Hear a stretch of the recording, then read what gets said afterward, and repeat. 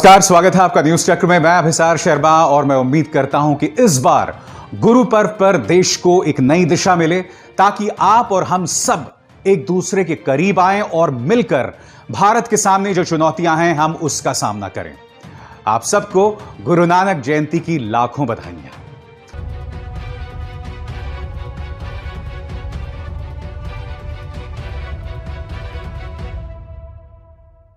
और न्यूज चक्र में मैं बात करने जा रहा हूं अपने किसान भाइयों की। जी हां, मेरी अपील है भारतीय जनता पार्टी के प्रचार तंत्र से कि कृपया अपने झूठे और घटिया प्रोपेगेंडा से बाज आएं। मैं आपको आगे बताने वाला हूं कि किस तरह से भारतीय जनता पार्टी एक निहायत ही झूठा प्रोपेगेंडा हमारे किसान भाइयों के खिलाफ चला रहा है। मगर उससे पहले मैं आपसे यह भी कहना चाहता हूं कि भारतीय जनता पार्टी तो वो पार्टी है जिन्होंने इन मोहतरमा यानी कि प्रज्ञा को भोपाल से टिकट दी थी और अब वो संसद के अंदर हैं। वो प्रज्ञा जिन्होंने हेमंत करकरे, शहीद हेमंत करकरे जो 26/11 के हमले में मारे गए थे, उनको शाप दिया था। याद है, मैंने सूतक मारा था। तो कृपया आप तो दूसरों को आतंकवादी और खालिस्तानी ना कहें। और आपका पूरा प्रचार तंत्र अब भी गोडसे को एक देशभक्त मानता है और कई लोगों का मानना है कि गोडसे इस देश का, स्वतंत्र भारत का पहला आतंकवादी था। मैं ये मानूं ना मानूं एक अलग बात है, मगर कई लोग ऐसा मानते हैं। आपके प्रचार तंत्र में ऐसे कई लोग हैं जो महात्मा गांधी को भर भर कर गालियां देते हैं। तो कृपया दूसरों को खालिस्तानी या आतंकवादी ना बताएं, क्योंकि आप लोग अकाली दल के साथ 80 के दशक से गठबंधन में थे और अकाली दल का कोई भी नेता भिंडरन वाले को आतंकवादी नहीं बताता। मैं नहीं भूला हूं, 2014 में मैंने एक डिबेट देखा था जिसमें एक एंकर लगातार निर्मला सीतारमण, जो उस वक्त बीजेपी की प्रवक्ता हुआ करती थी, उनसे लगातार पूछ रहा था कि निर्मला जी, अकाली दल अब भी भिंडरन वाले को आतंकवादी नहीं बताने को तैयार हैं, आपका क्या मानना है? निर्मला सीतारमण ने एक बार भी अपने मुंह से नहीं कहा कि हम उसकी आलोचना करते हैं, हम अकाली दल की आलोचना करते हैं। मगर भारतीय जनता पार्टी के दोहरे मापदंड हैं। 3 साल इन्होंने पीडीपी के साथ सरकार बना ली, वो पीडीपी जिन्हें अब वो आतंकवादी और पृथकतावादी तमाम शब्दों से नवाजते हैं। तो मेरी आपसे गुजारिश है कि कृपया इन तमाम चीजों से बाज आइए।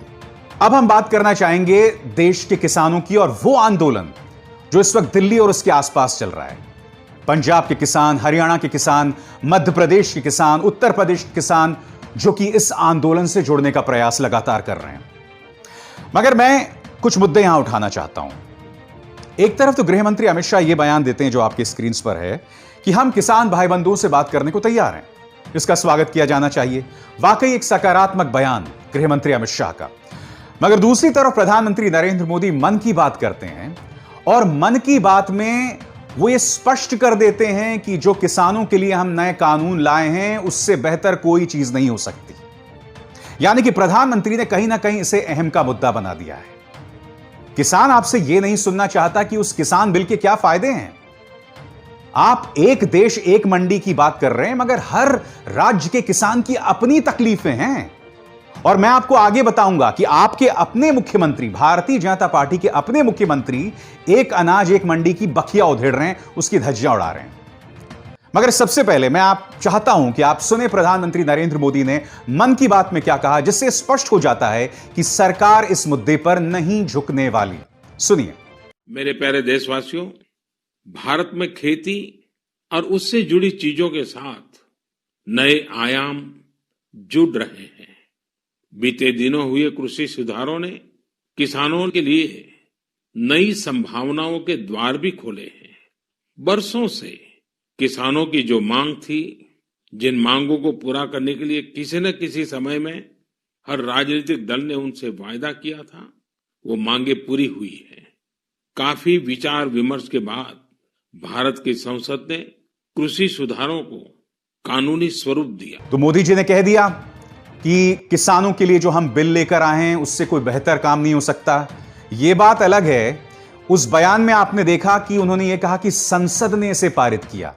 तो मोदी जी, देश को आप यह भी बता देते कि आपने संसद में इसे किस तरह से पारित किया। जो तस्वीरें आपने मन की बात में लगाई, ये तस्वीरें भी डाल देते कि किस तरह से आपने सांसदों के साथ चर्चा किए बगैर, इसे बिजनेस एडवाइजरी कमेटी में भेजे बगैर उसे ठूस दिया। किसी भी स्टेक होल्डर से बात नहीं की, किसान से बात नहीं की, वो किसान जो लगातार ये कह रहा है कि इस बिल को लाने की क्या जरूरत थी। क्या आपने इन तमाम मुद्दों का जिक्र किया कि किस तरह से आपने इस बिल को ठूस दिया और फिर रात भर राज्यसभा और लोकसभा के कई सांसद इस तरह से महात्मा गांधी की मूर्ति के सामने धरना दिए बैठे थे।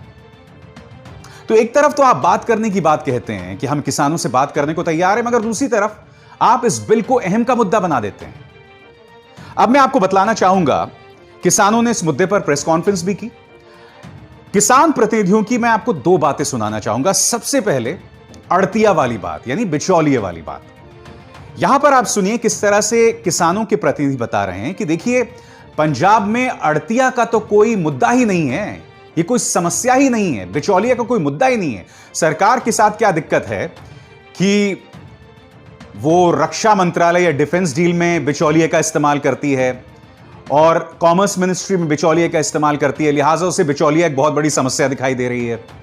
आप सुनिए वो क्या कह रहे हैं, और ये अपने आप में बहुत वाजिब बात है। वो कहते हैं कि जी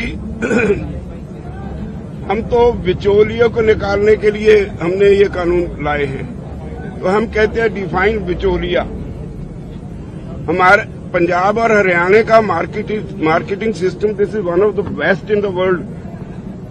तो वहां पे जो आड़ती है वो क्या करता है, हम ट्राली लाते हैं, वो खाली करवाता है, उसको उसकी सफाई करवाता है, उसको रेट लगवा के खरीद एजेंसी से फिर उसको बोरियों में भर के उनको ट्रांसफर करता है, तो सारी पेमेंट लेके किसान को देता है। अगर वो 1500 रुपए खरीदे और 1925 का बिल बनाए फिर तो बिचौलिया हुआ। उसने ये सारी सर्विस दी, उसके लिए उसने अपना कमीशन ले लिया, ही सर्विस प्रोवाइडर। तो यहां आपने सुना कि बिचौलिए की समस्या पंजाब में इतना बड़ा मुद्दा नहीं है।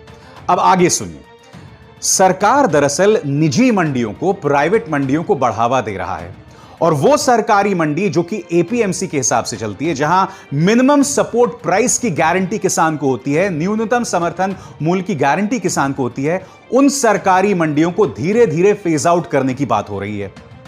सरकार कह नहीं रही है, मगर जब आप निजी मंडियों को बढ़ावा देंगे जहां किसान पर कोई टैक्स नहीं लगेगा, जाहिर सी बात है वो उसकी तरफ जाएगा। अब आप सुनिए व्यावहारिक समस्या क्या है किसान को लेकर, जो ये किसान प्रतिनिधि बता रहे हैं। सुनिए इनकी बात। एक्चुअली कोई पाबंदी है नहीं, अपने कॉर्पोरेट्स को खुश करने के लिए उन्हें और कोई लॉजिक नहीं मिलता था, तो कहा कि हमने तो जी एक देश एक मंडी दे दी। रियलिटी ये है कि एक देश दो मंडियां बना दी।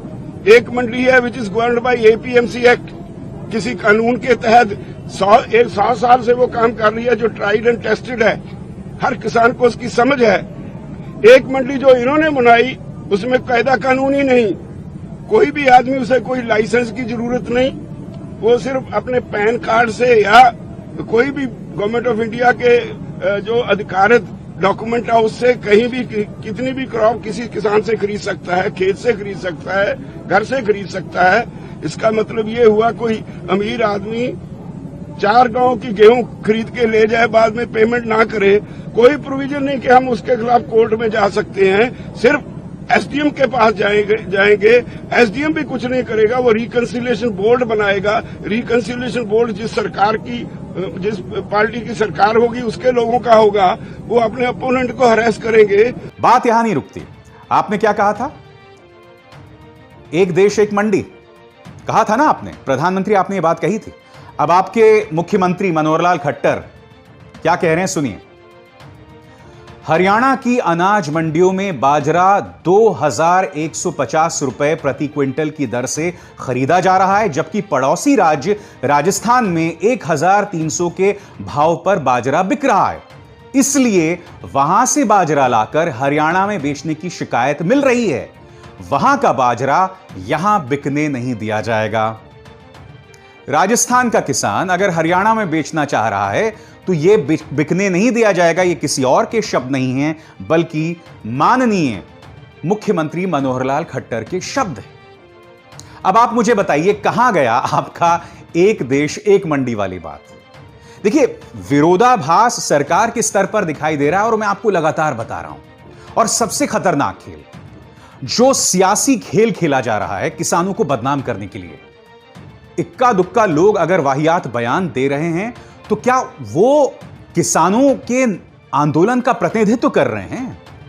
मैं जानता हूं बीजेपी के अंदर कुछ ऐसे लोग हैं जिनकी जीभ लपलपा रही है कि किसानों को बदनाम कर दो, हिंदू सिख बना दो और शायद हमें पंजाब के चुनावों में फायदा मिल जाए। यह खेल मत खेलिए, क्योंकि 80 के दशक में यह खतरनाक खेल कांग्रेस खेल चुकी है भिंडरनवाला के साथ, जिसका परिणाम हमने स्वर्गीय इंदिरा गांधी की शहादत के तौर पर देखा था और 1984 के उस जनसंहार के तौर पर देखा था, जो आजाद भारत का सबसे बड़ा नरसंहार है। यह खतरनाक खेल मत खेलिए। और यह कोई और नहीं बल्कि प्रचार तंत्र ही खेल रहा है। मनोहर लाल खट्टर जो आपके स्क्रीन पर खुद बयान दे रहे हैं कि आंदोलन के अंदर कुछ खालिस्तान की आवाजें आ गई। अगर इक्का दुक्का वाहियात लोग, मूर्ख या नासमझ लोग इस तरह के बयान दे रहे हैं तो क्या वो पूरा आंदोलन बन जाता है? मैंने कार्यक्रम की शुरुआत में आपको बताया, ये जो मोहतरमा है आपके स्क्रीन पर, ये तो कह रही थी इन्होंने शहीद हेमंत करकरे को शाप दिया था। भाई, एक शहीद को शाप दिया था, इन्हें आपने टिकट दी, आतंक की आरोपी हैं अब भी। तो आपको कोई अधिकार नहीं है दूसरों को इस तरह से बोलने का, और आप सत्ता में हैं। कृपया जिम्मेदारी भरा रवैया अपनाएं। अब मैं आपको बताता हूं कि कितना खतरनाक खेल खेला जा रहा है। आपके स्क्रीन पर यह है राहुल गांधी का बयान। वो ये फोटो दिखा रहे हैं जिसमें एक बुजुर्ग सिख को एक सुरक्षा बल का व्यक्ति लाठी मारता हुआ दिखाई दे रहा है। यहां पे राहुल गांधी कहते हैं बहुत ही दुखद फोटो है, हमारा नारा तो जय जवान जय किसान का था, लेकिन आज प्रधानमंत्री मोदी के अहंकार ने जवान को किसान के खिलाफ खड़ा कर दिया, यह बहुत खतरनाक है। इसके जवाब में यह जो आदमी है अमित मालवीय, इसने ट्वीट किया है। अमित मालवीय कहता है, जो आपके स्क्रीन पर है, Rahul Gandhi must be the most discredited opposition leader India has seen in a long time. वो बता रहे हैं कि राहुल गांधी ने तो यह तस्वीर पेश की है जिसमें एक बुजुर्ग को लाठी मारी जा रही है, मगर दूसरी तस्वीर में देखिए पुलिस की लाठी ने किसान को छुआ तक नहीं। पहली बात तो मालवीय, तुम्हारा एक इतिहास रहा है बेटे कि तुम लगातार इसी तरह से गलत बयानी करते हो, झूठा प्रचार प्रसार करते हो। हाथरस की गुड़िया को बदनाम करने का प्रयास तुमने जो उस ट्वीट के जरिए किया था वो मैं आज तक नहीं भूला हूं। तुमने पहली बात, अगर मैं मान भी लूं इस तस्वीर के जरिए कि उस बुजुर्ग को लाठी नहीं पड़ी, तो क्या लाठी चलाने का अधिकार है इस तरह से, इस बेरहमी से? अब मैं आपको पूरा वीडियो दिखाता हूं, आप देखिएगा। इस बुजुर्ग पर एक नहीं बल्कि 2 बार लाठियां चलाई गई, और लाठियां ही नहीं चलाई गई, उसे गाली भी दी गई। सुनिए।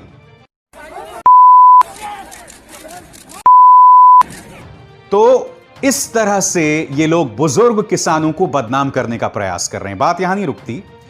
एक दीप संधू करके हैं, इस आंदोलन में वो आए, और आपको याद है उनका बयान मैंने भी सुनाया था।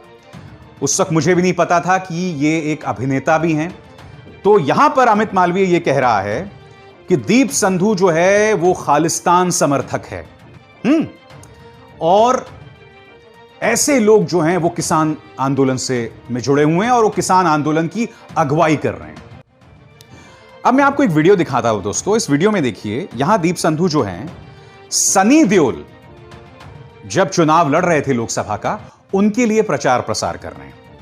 अब यह तस्वीर जो मुझे ट्विटर से मिली है, इस तस्वीर में देखिए वो प्रधानमंत्री नरेंद्र मोदी और सनी देओल के साथ खड़े हैं।